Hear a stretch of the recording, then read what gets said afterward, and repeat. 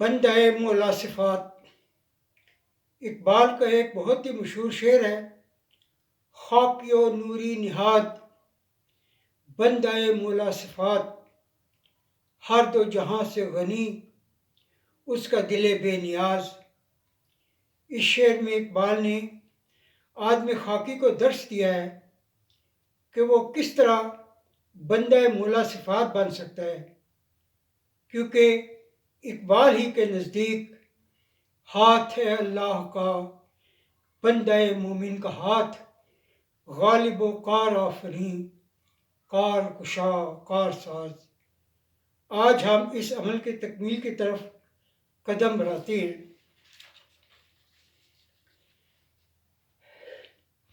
انسان کو اللہ تعالیٰ نے دنیا میں اپنا نائب بنا کر بھیجا ہے تاکہ اس کے ذریعے سے اپنے احکامات نافذ کروا سکے۔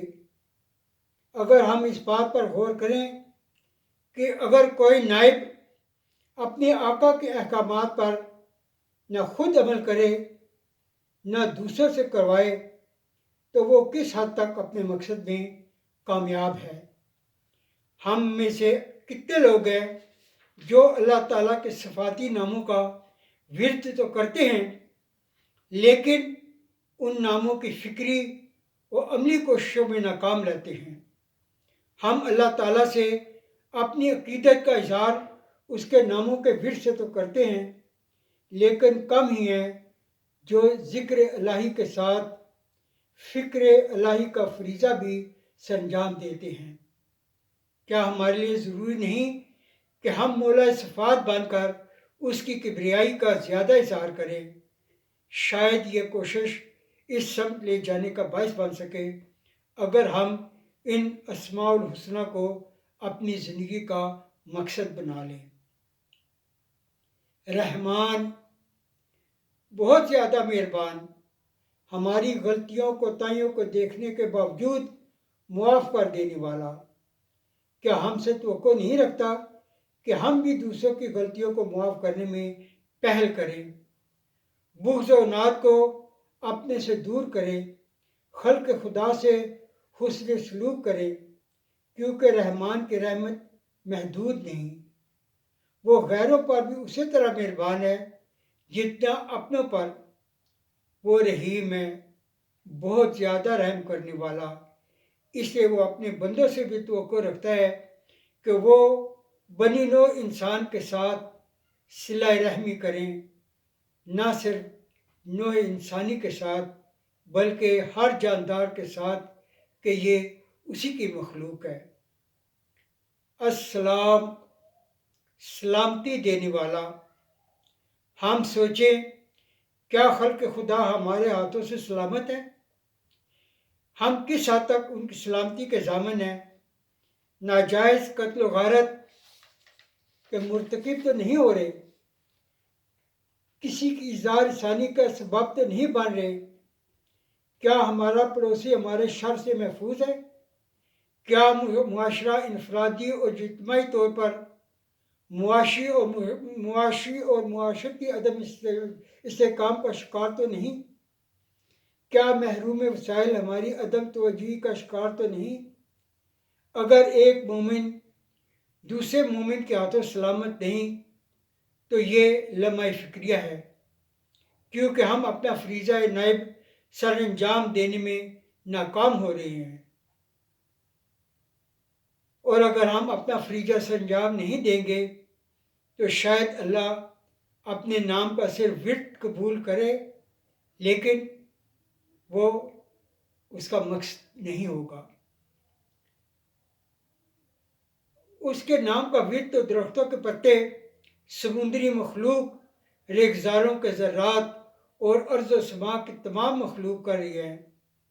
ہمیں اس حدیث مبارکہ کی عملی تصویر بننا چاہیے جس کا مفہوم ہے کہ اپنے درمیان سلامتی پھیلاؤ، لیکن اگر اس کے برعکس اپنے درمیان نفرتوں کے بیج بوئیں گے تو نفرتوں کی کھیتی ہی کاٹیں گے، جو ایک مومن کا مقصد حیات نہیں بلکہ صفت الہیہ کی نفی ہے۔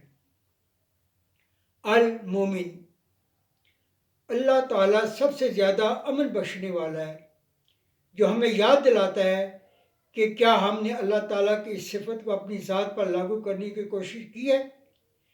کیا ہم دوسروں کی غلطیوں کو بھی اسی خندہ پیشانی سے معاف کر دیتے ہیں جو اس صفت کا تقاضا کرتی ہے؟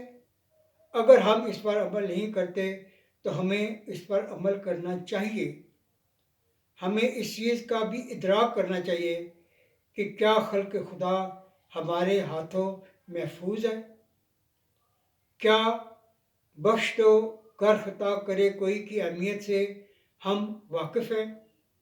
اگر ہم دوسرے کی غلطیوں کو معاف کر دینے پر قادر ہے تو اس میں مزید اضافہ کریں، اور اگر نہیں تو یہ صفت اپنانے کی کوشش کریں، کیونکہ اللہ الغفار سب سے زیادہ معاف کرنے والا ہے۔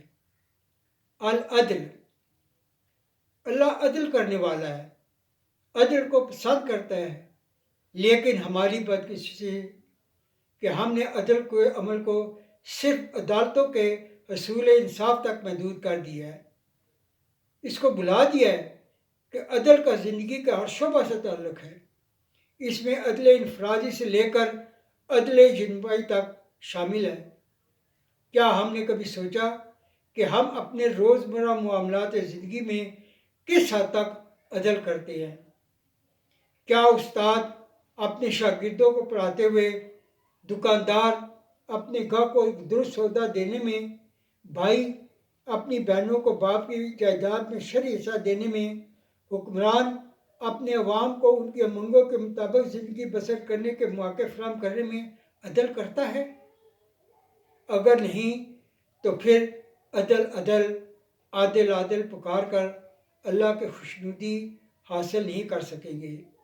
ملاوٹ، ذخیرہ اندوزی، ناجائز منافع خوری، کسی کی مجبوری سے ناجائز فائدہ اٹھانا، حقدار کو اس کے حق سے محروم کرنا، سرکاری ملازم کا اپنے فرائض منصفی دیانتداری سے ادا نہ کرنا، کیا عدل سے روگردانی نہیں؟ اللہ چونکہ عادل ہے، عدل کو پسند کرتا ہے، اس لیے ہمیں بھی عادل اور عدل کرنے والا ہی ہونا چاہیے۔ عدل کے تناظر میں ہم انصاف کی بھی بات کرتے ہیں، انصاف چاہنے کی بات کرتے ہیں، لیکن انصاف کرنے کی شاید ہی بات کرتے ہوں۔ انصاف تو نصف نصف کرنے کی بات کرتا ہے، کھوٹے کو کھرے سے جدا کرنے کی، مظلوم کو ظالم سے بچانے کی، غاصبوں کو غصب کرنے سے روکنے کا نام عدل ہے، احسان ہے، استحسان ہے۔ کیا ہم اپنے آپ کو ان معیار پر پرکھنے کی کوشش کرتے ہیں یا نہیں؟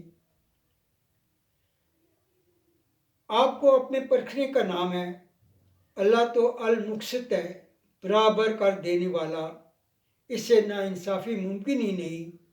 وہ کس طرح چاہے گا کہ اس کا بندہ اس کا ناجائز منافع کھانے کے غرض سے اس کی پیدا کردہ اجناس کو روک لے، اس میں ملاوٹ کر کے زیادہ طلبی کی خواہش پوری کر لے؟